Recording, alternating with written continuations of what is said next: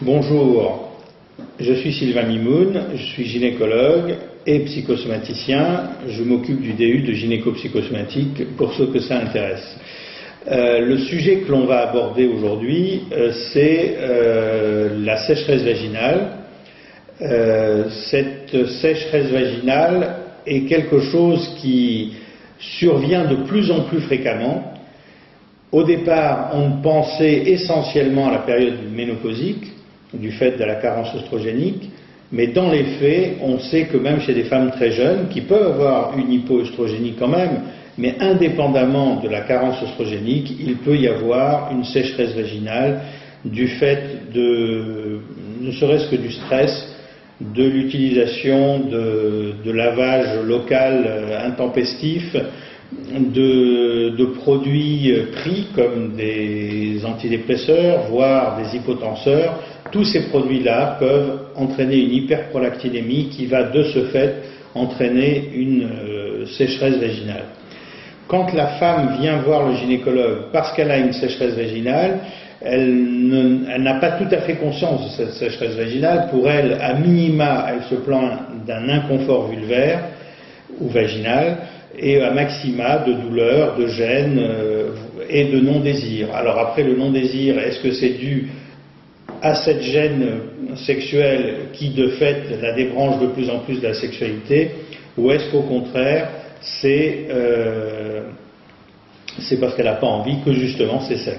Et d'où l'intérêt de pouvoir agir tant physiologiquement si on peut que psychologiquement si on peut aussi, et si la femme le veut bien.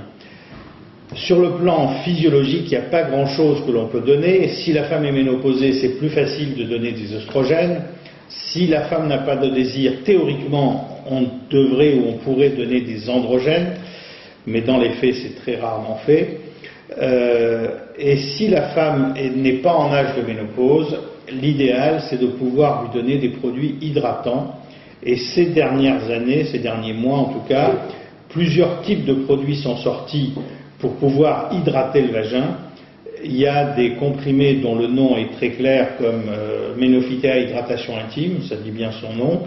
Il y en a d'autres dont le nom est moins clair comme Donalis, qui sont des compléments alimentaires aussi et qui ont comme particularité d'hydrater la zone, entre autres la zone vulvaire, mais aussi la sécheresse des yeux. Enfin, dans les syndromes de Gougerot, on peut donner ce genre de produits qui peuvent aider, c'est symptomatique, mais ça peut aider. Il y a des crèmes aussi qui ont été utilisées. La plus récente, à mon avis, ou en tout cas celle que l'on peut utiliser de manière assez efficace, c'est le Jaïlis, qui est une crème reflorante, comme ils disent. Il y a aussi le Réplins, qui est une poire que l'on vide dans le vagin. Il y a la cicatridine, qui est de l'acide hyaluronique. Donc tous ces produits peuvent être utilisés de manière ponctuelle. Tout ça pour dire que ce n'est pas uniquement un lubrifiant qui va aider une femme qui a une sécheresse vaginale à régler son problème. Mais la difficulté par rapport à la lubrification, c'est que la lubrification, ce n'est pas la trophicité.